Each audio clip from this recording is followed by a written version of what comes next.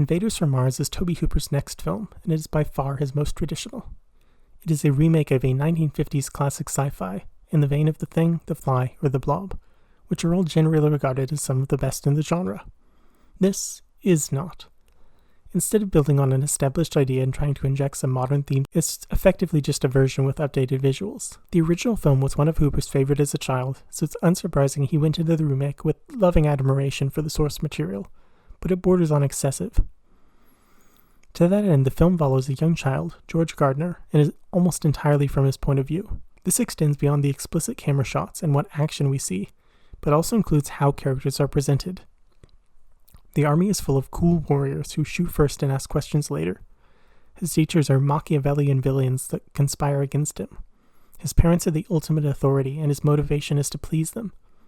Even the titular Martians fall into this category, as they are big, ugly, inhuman things, the kind that a child would draw when thinking about aliens. Their goal on Earth is to acquire copper, and that is also what the most recent school trip involved. In short, while within the universe of the film all the events are true, on a more meta-textual level, the whole film is a child's story, retelling events through a warped perspective, and that at least is an interesting idea. Several of Hooper's films, most notably Poltergeist, were about the influence of media on young people, and this film continues that idea. Because the whole world has this pulp storybook atmosphere, it's clear that the other sci-fi films that little George would be watching have influenced the world around him. Stories are not invented wholesale, but a conglomeration of everything that has come before. In addition, there are numerous thematic links drawn between the time period of the original film, the 50s, and the current era, the 80s. There is the fear of the Cold War and nuclear annihilation. This was present in both decades, but had a different twist. 50s sci-fi was largely thinly veiled metaphors for the dangers of communism, whereas the 80s had more nuanced takes, as cracks were showing in the supposed ideals of the capitalist system. Despite this, patriotism was huge in both decades, and they were seen as a return to traditional American values.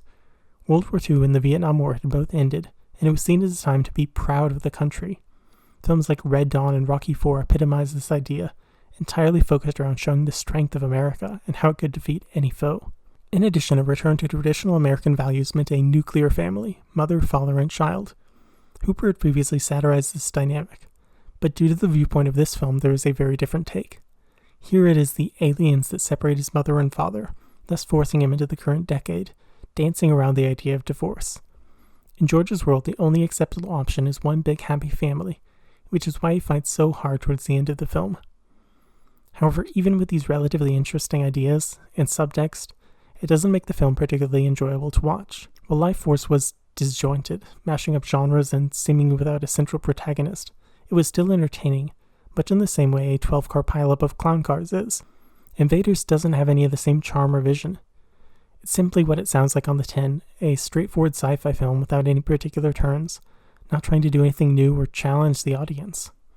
The most notable part of the film is the visual effects, and they at least are well done, with interesting underground labyrinths that would be improved upon in Hooper's next film. The aliens themselves are grotesque and fit the setting and ideas previously explained.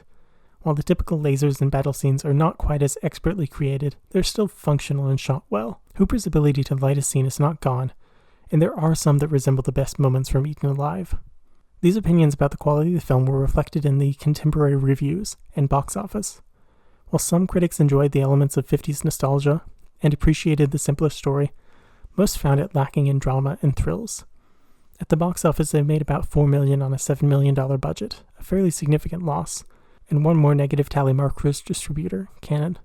Hooper himself rarely commented on the film, but, based on his childhood love for the property, it seems like he enjoyed his time making it and was at least happy enough with the end result.